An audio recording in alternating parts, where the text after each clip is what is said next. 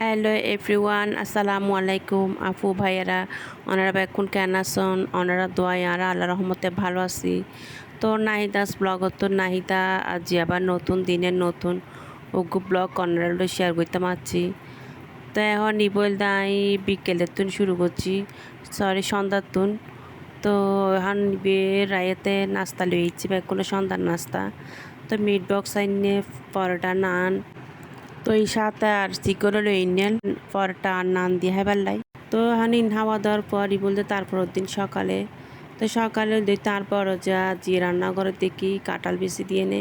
তো অবশ্যই সকালে যাওয়ার সময় রায়েতে বাবা ব্যাগ কিন কুড়ি হাড়ে দিকে গিয়ে তো কাঁঠাল বেশি ব্যাগ কিছু পরিষ্কার করে দিয়ে রায়েতে বাবাই কিন কাটা বাসা।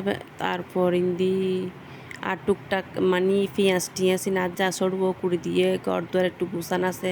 তারপর আবার হাজের আফা ইচ্ছে হাজের হালা, তো ব্যাগকুনি মিলি মিশিয়ে গড়ল হাঁস।